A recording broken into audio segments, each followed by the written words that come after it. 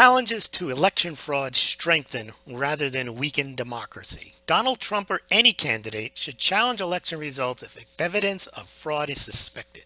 Challenging fraud can strengthen democracy and build confidence in the system. Fraud left unchecked leads to further instances of fraud that can undermine confidence. A challenge of election results is not the same as a challenge to a law. There's a false premise that was mentioned in last night's debate that says that the loser of the presidential election should concede for the benefit of the country. Chris Wallace put it this way: there's a tradition in this country. In fact, one of the prides of this country is the peaceful transition of power, that at the end of the campaign, the loser concedes to the winner, and that the country comes together in part for the good of the country. Mr. Wallace then went on and asked presidential candidate Donald Trump whether he would concede. And he outright refused to say categorically that he would concede. And he cited that he had current concerns about fraud in the election. Now, there is not really a tradition in this country. It has happened in the past where Richard Nixon in 1960, he believed that the election was stolen from him through some voter fraud in Chicago and parts of Texas. And he, quote, for the good of the country, was in his opinion and in his judgment that he wasn't going to challenge the results, even though President Eisenhower suggested that he should. But he thought for the good of the country, he wasn't going to challenge the results. Now, maybe it wasn't for the good of the country. Maybe he didn't have proper evidence. So it would not have been for the good of the country for him to drag the country through his challenge when ultimately he might not have been successful. Now, we heard that similar come together line of reasoning when Gerald Ford pardoned, ironically, Richard Nixon after he resigned. The idea there was Richard Nixon may have committed crimes during Watergate, but Jerry Ford was not going to prosecute those crimes. He pardoned or allow Mr. Nixon to be prosecuted for those crimes because he gave him a pardon, and that was in the interest of the nation and healing. Now, this good of the country rationale seems also to be part of the reason why the FBI did not recommend charges against Hillary Clinton. Same thing, because do you really want to see a Secretary of State and presidential candidate be indicted and charged for crimes, and possibly even the President of the United States? You know, the rationale for the good of the country and not bringing charges is also the reason why we have the too big to fail banks. Again, if these banks were to be brought up on criminal charges and taken down, that would destroy confidence in the banking system. So this rationale has been advanced, and I don't necessarily subscribe to it.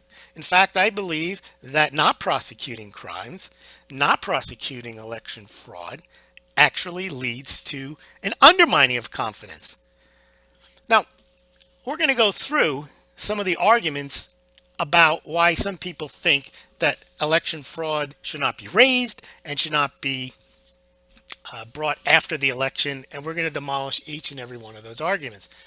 Now, what is election fraud and why should it be challenged? Well, election fraud can take the form of voter suppression. They used to have a poll tax, a literacy test to prevent people from voting. So there's a form of disenfranchisement where people want to vote and they don't somehow, some actor, either whether it's a state actor or a private actor, prevents them from voting. We can have voter intimidation at the polls where you actually chase off people from voting. You can miscount ballots. That's a form of voter fraud.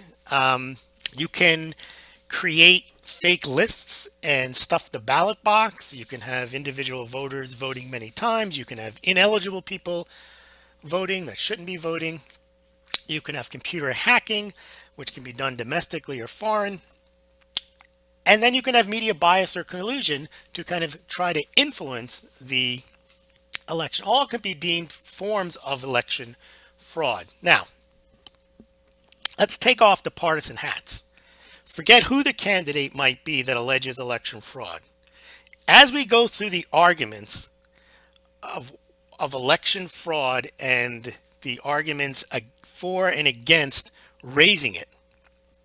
Think of any candidate. Don't think of Donald Trump or Hillary Clinton. Just think if it's any candidate, whether it's any woman, man, whether the person happens to be gay, black, Catholic, Jewish, Hispanic, any candidate, and perhaps even do the thought experiment of changing who the candidate might be. And I'll think once you get through with this, you'll see when you remove the partisan scrutiny, you'll probably conclude that it's the fraud that undermines a democracy, not the challenge to the fraud. Now, here are some of the arguments against challenging election fraud. The most common one, mentioned by Chris Wallace. The election fraud challenge during and after an election harms democracy and destroys confidence. This argument is ludicrous on its face. Election fraud is a crime, and failing to report it or combat it is in effect to condone the fraud and will lead to further instances of fraud. Complaining about the fraud does not destroy the confidence in the fairness of the system and the democratic process if that confidence is improperly grounded due to fraud in the system and the fairness of the democratic system is an illusion.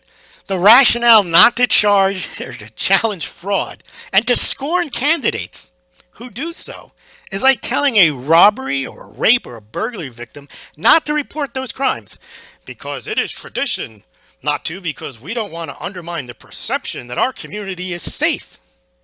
The community is made more unsafe if those crimes are not reported and addressed. Similarly, allowing election fraud to go unchecked for the good of the country invites further election fraud, which ultimately undermines confidence.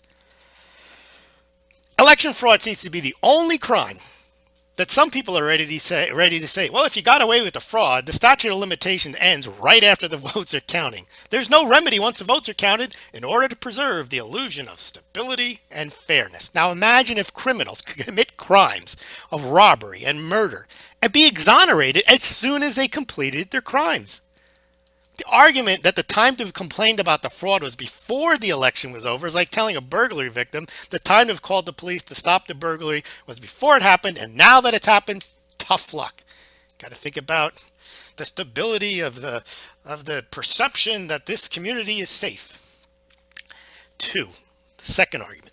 Election fraud has never been proven to have an impact on presidential elections. So what are you worried about?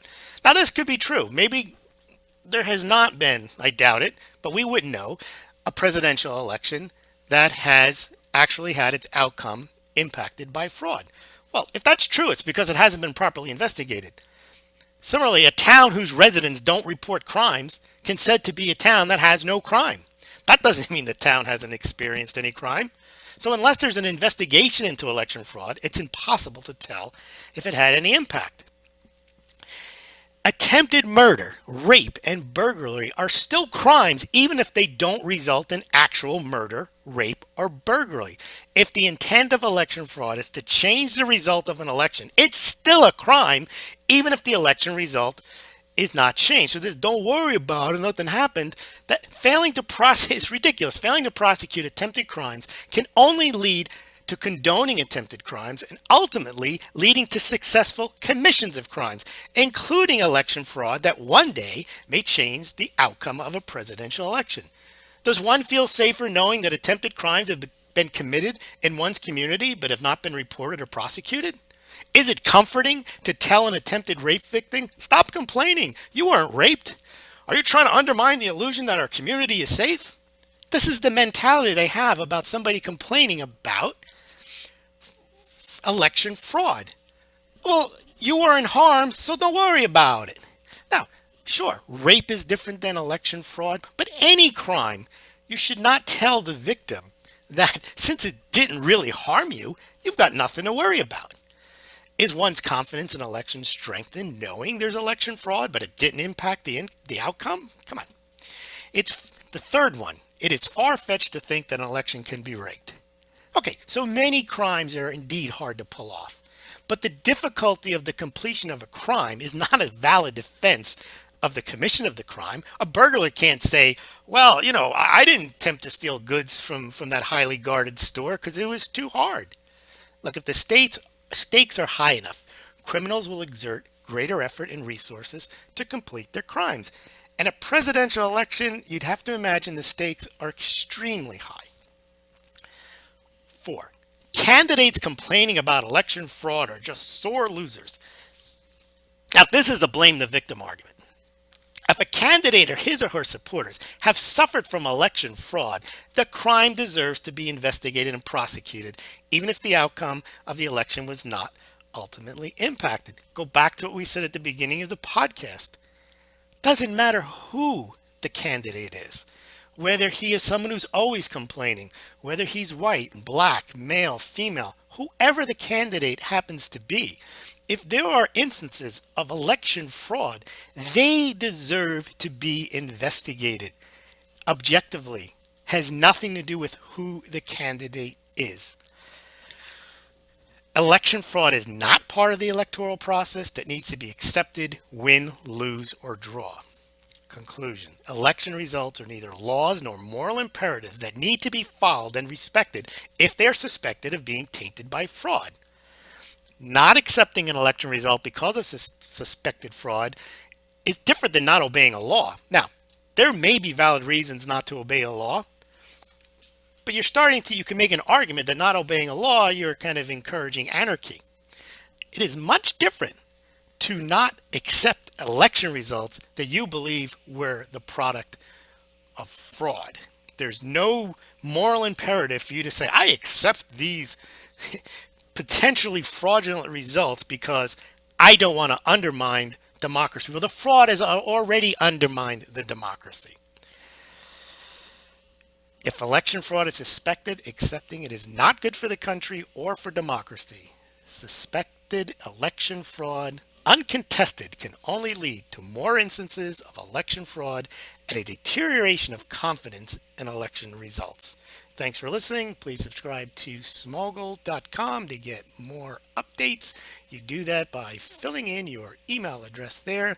You will get updated Smaulgld blog posts as they come out, and you will also please subscribe to our YouTube channel. Thank you.